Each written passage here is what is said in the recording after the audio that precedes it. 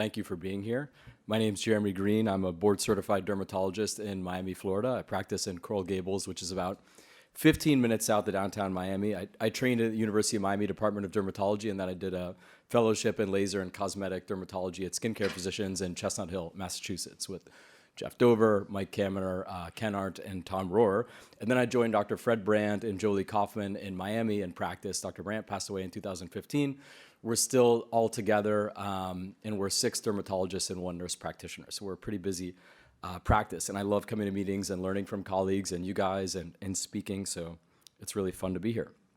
So I'm honored to join the Hydrafacial team and talk about a little bit of the data. So just to kind of level set, at least in the US, Hydrafacial is like saying Kleenex, right? Nobody's like, hand me a facial tissue. They're like, give me a Kleenex. Hydrafacial in our country at least has incredible brand recognition. And they could just rest on those laurels, right? People ask for Hydrafacial by name. And if you've ever had a Hydrafacial, you know your skin feels absolutely fantastic right after. And so they could just market the heck out of it and rest on those laurels.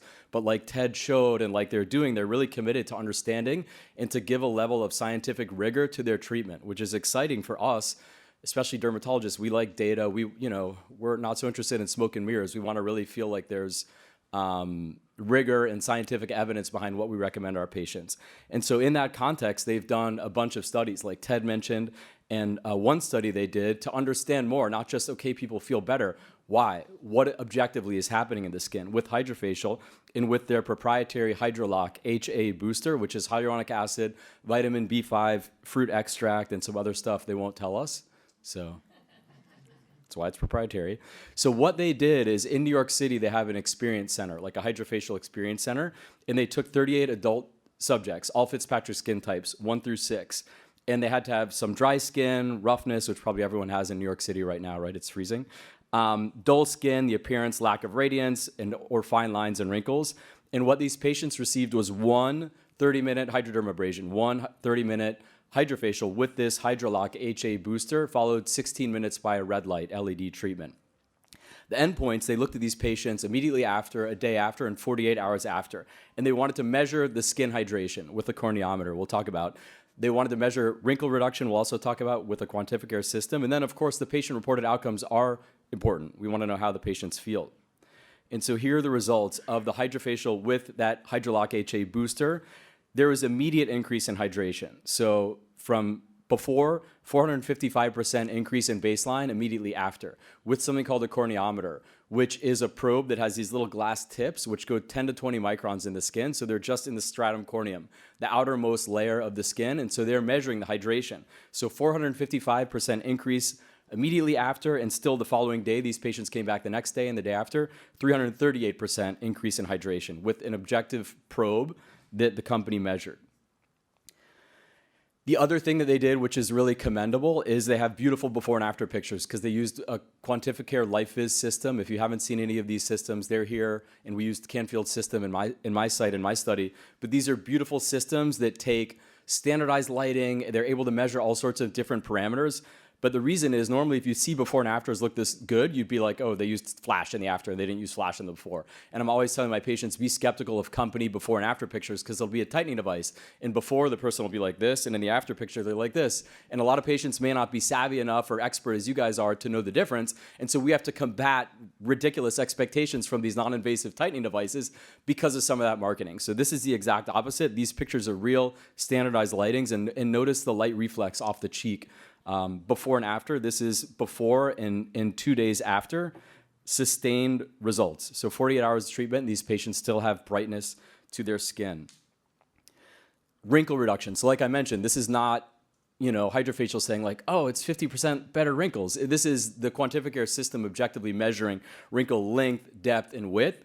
And there was a 63% reduction in wrinkles after 24 hours. So you notice immediate benefit. And then, like Ted mentioned, the benefit seems to last. It's interesting. So it's doing more than just hydrating the skin that goes away in a day.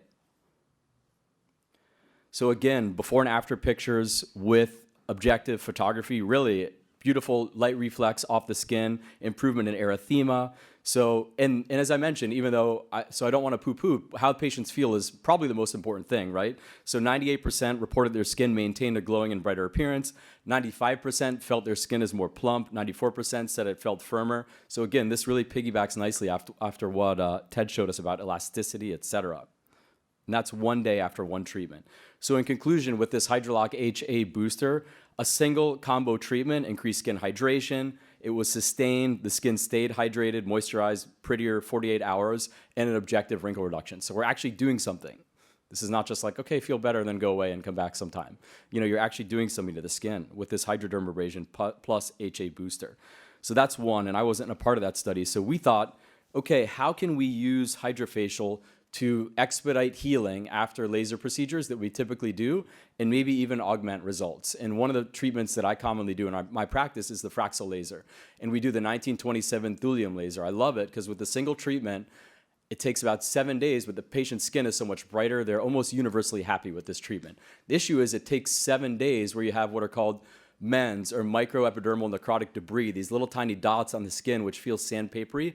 And where I did my fellowship in Boston in the winter, we were super busy with lasers. It was like laser season, In Miami, we're blessed, so we don't really have that. We have sun, 365 days of the year. A lot of rain in the summer, but a lot of sun. So we don't have a laser season, so to speak. So really the main limiting factor with my patients is when can I work this in? When can I have the 7 days of downtime? And when I get this done, I don't care. So I'll get it done on a Monday or Tuesday. The Fraxel 1927, it helps with actinic keratoses or precancers. Data has shown that it prevents skin cancer. So there are all these medical benefits to it. But one of the big hangups is the downtime. So we worked with Hydrafacial to design a study whereby 10 patients, Fitzpatrick's types 1 through 4, in this case, were split face. They're randomized. All of them received Fraxel 1927 on the face, some in the décolleté, neck and chest. And day 3, after the Fraxel 1927, they received the Hydrafacial with restored booster on one side of the face, hydradermabrasion on one side of the face.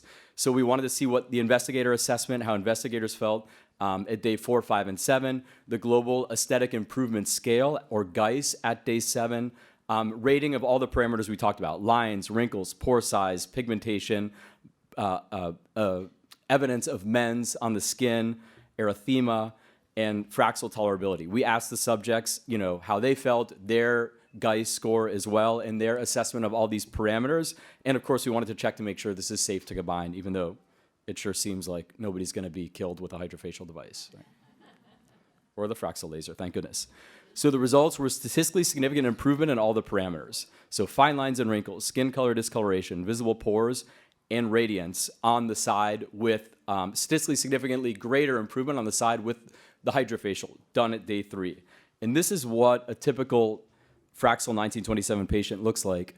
So these are the MENS, the little dots on the skin. And again, it is kind of a big deal because women can't wear makeup, right? If they wear makeup, it looks all clumpy and things like that. So this is day 3 after that brief Hydrafacial. It looks like they did nothing.